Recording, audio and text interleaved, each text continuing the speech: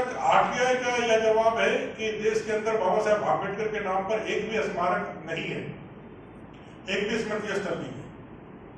कांग्रेस ने लगातार शासन में कभी भी बाबा साहेब आम्बेडकर को।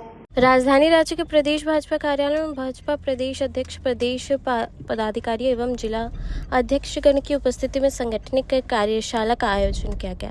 कार्यशाला की शुरुआत सिद्धू कान्हू के जन्म जयंती एवं ज्योतिबा फुले के जन्म जयंती के उपलक्ष्य पर उनके चित्र पर माल्यार्पण और श्रद्धासुमन अर्पित करके किया गया। कार्यशाला का मुख्य उद्देश्य आगामी कार्यक्रम डॉक्टर भीमराव अंबेडकर सम्मान अभियान कार्यक्रम की रूपरेखा के विषय पर रहा।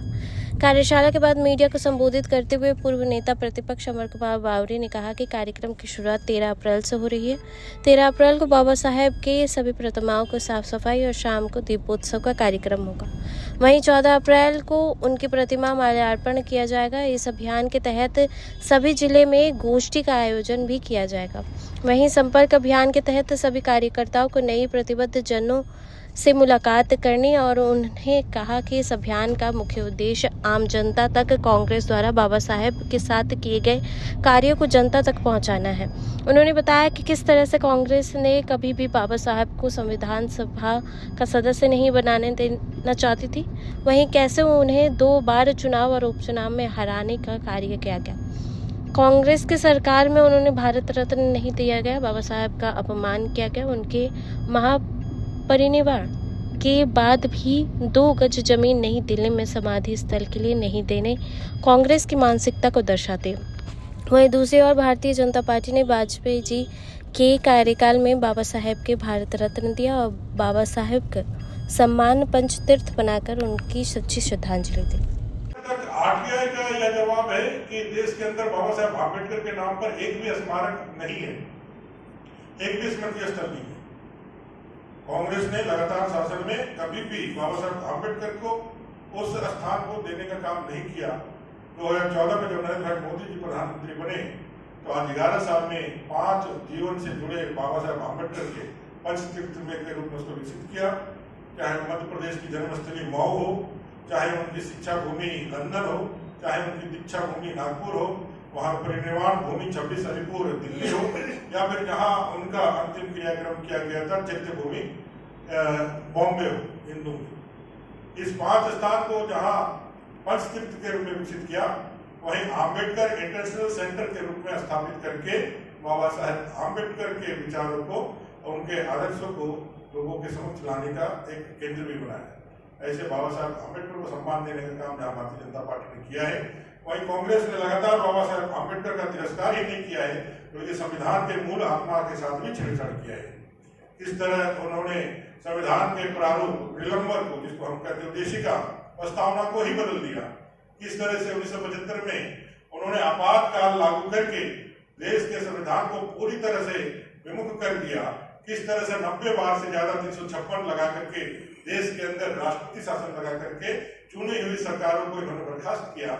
ऐसे संविधान के प्रति इनका वैमनस्यता बराबर कांग्रेस के साथ रहा है।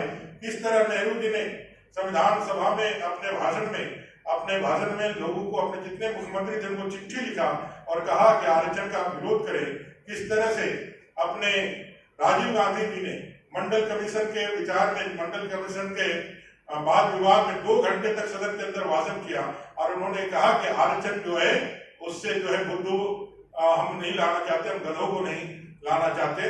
और किस तरह से राहुल गांधी विदेश में जाकर के कहते हैं कि हमारी सरकार आएगी तो आरक्षण को हम समाप्त कर देंगे। किस तरह से हम पित्रोदा, जो राहुल गांधी के गुरु है राजनीतिक गुरु, तो ये मानने से इनकार करते हैं कि बाबा साहेब आम्बेडकर की कोई भूमिका संविधान रचना में थी। ऐसे कांग्रेस के और उनके सहयोगी पार्टियों का, जो बाबा साहेब आम्बेडकर धर्म के नाम पर आरक्षण के सख्त विरोधी थे, संविधान सभा में लगातार इस बात पर विमर्श के बाद, विचार के बाद कि धर्म के आधार पर आरक्षण हो कि जातीय वर्गीकरण के आधार पर आरक्षण हो, इस विचार को पुष्टि करने के बाद ही धर्म के आधार पर आरक्षण को समाप्त किया गया। लेकिन आज वही कांग्रेस कर्नाटक सहित पूरे देश के अंदर धर्म के नाम पर फिर से मुस्लिम लीग का जिस तरह से विचार था और जिस तरह से मुस्लिम लीग ने 1947 आजादी के पहले अपने विचार और अपने उद्देश्यों को लगातार पुख्ता करते हुए देश का बंटवारा धर्म के नाम पर किया, आज कांग्रेस उसी मुस्लिम लीग के मुस्लिम लीग का स्थान लेने के लिए आगे बढ़ रही है और धर्म के नाम पे आरक्षण को यहाँ बल दे रही है। ऐसे तमाम कांग्रेस के फिरकापरस्ती को, उसके छद्म रूप को और लगातार विमर्शता फैलाने की जो कोशिशें चल रही है, जो संविधान की प्रतियां लेकर के लोग दिन रात यह गलत नैरेटिव पैदा करने की कोशिश कर रहे हैं कि बाबा साहेब आम्बेडकर का संविधान और देश का लोकतंत्र खतरे में है, वैसे सारे लोगों का पर्दाफाश करने के लिए इस कार्यक्रम अभियान के माध्यम से हम आने वाले हैं। आज इस विशेष दिन में दलित वंचितों के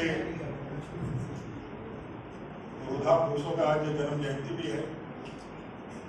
हमारे महापुरुष सिद्धू कान्हू जी, ज्योतिबा फुले जी का आज जन्म जयंती है और इस अवसर पर झारखंड प्रदेश भारतीय जनता पार्टी के द्वारा एक कार्यशाला का आयोजन किया गया था।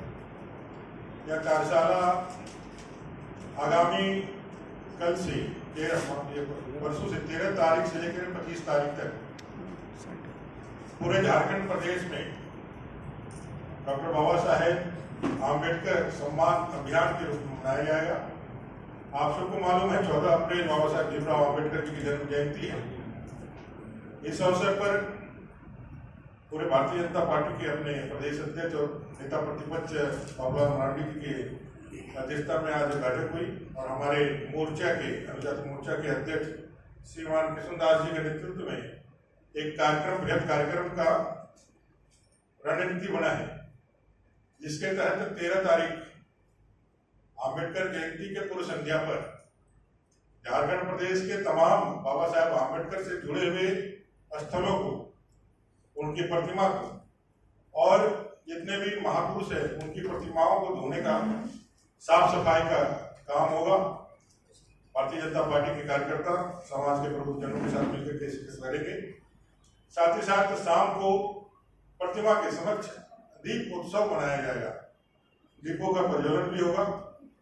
बहुत सारे कार्यकर्ता, बहुत सारे नागरिक बाबा साहेब आम्बेडकर को जितना सम्मान देते हैं वो अपने घरों में भी दीप जला करके बाबा साहेब आम्बेडकर के जन्म जयंती के पूर्व संध्या पर अपनी श्रद्धांजलि देंगे।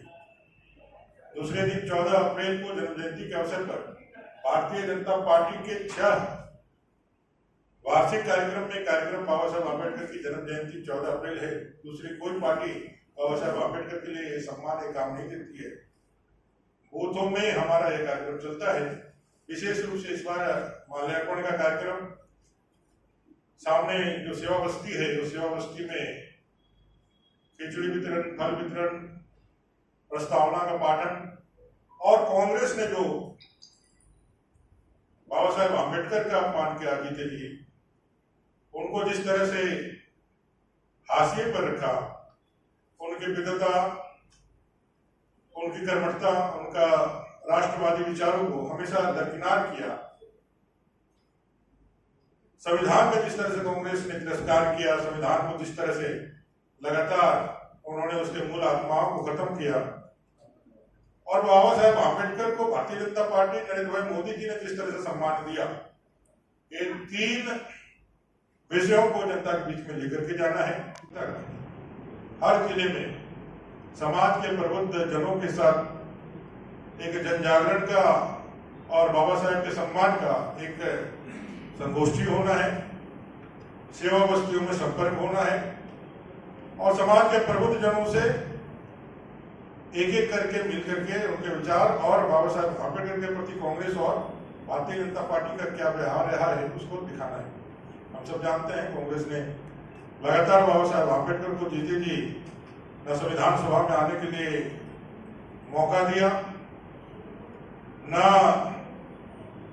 उनको किसी भी उनके विद्वता का इस्तेमाल करके, ना तो फाइनेंशियल चीजों में, जब उस समय के पीएचडी थे बाबा साहेब आम्बेडकर अर्थव्यवस्था की, रिजर्व बैंक ऑफ इंडिया,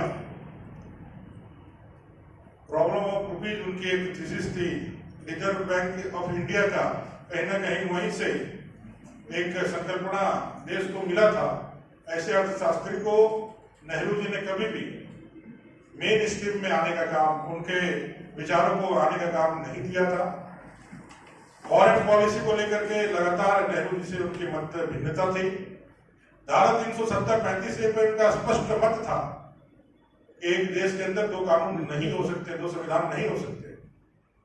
ऐसे तमाम विचारों के मतभिन्नता के कारण बाध्य होकर के नेहरू जी के लगातार उपेक्षा के कारण, कांग्रेस की उपेक्षा के कारण उनको इस्तीफा देना पड़ा और उनके इस्तीफा को बड़े ही गर्व के साथ कांग्रेस ने और नेहरू जी ने उसको बड़ा आनंद लिया। 1952 और 1954 दो चुनाव, पहला चुनाव जिसमें उनको हराने का काम कांग्रेस ने किया। 1954 में लगातार दूसरी बार उपचुनाव में हराने का काम किया। बाबा साहब आम्बेडकर को, संविधान के निर्माता को अपने सदन में आने से रोकने के लिए लगातार उन्होंने प्रयास किया। उनके परिनिर्वाण के बाद उनको 2 गज जमीन तक उनके समाधि स्थल के लिए नहीं दी। मरणोपरांत भी उनका तिरस्कार जारी रखा और कई दशकों तक उनको भारत रत्न नहीं दिया। नेहरू जी ने, इंदिरा जी ने अपने जन्म जीते जी भारत रत्न उपाधि से अपने आप को सम्मानित किया, लेकिन ऐसे महामानव को भारत रत्न का उपाधि कब मिला? जब देश के अंदर 1990 में बीपी सिंह जी की सरकार रही, अटल बिहारी वाजपेयी जी, आडवाणी जी के समर्थन से सरकार रही और तब जाकर के उनको जो है वो सम्मान मिला है।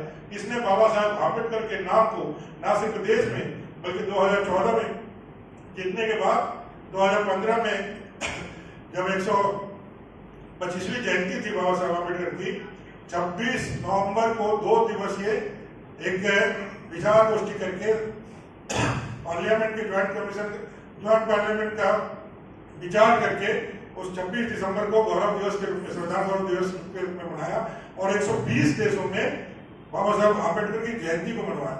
ऐसे बाबा साहब का नाम, संविधान का संवर्धन और उनके माध्यम से गरीबों का उन्नयन ये भारतीय जनता पार्टी कर रही है। जहां कांग्रेस सिर्फ और सिर्फ गलतफहमी पैदा कर रही है, वहां भारतीय जनता पार्टी सम्मान के साथ आगे बढ़ रही है। इस विषय को लेकर के हम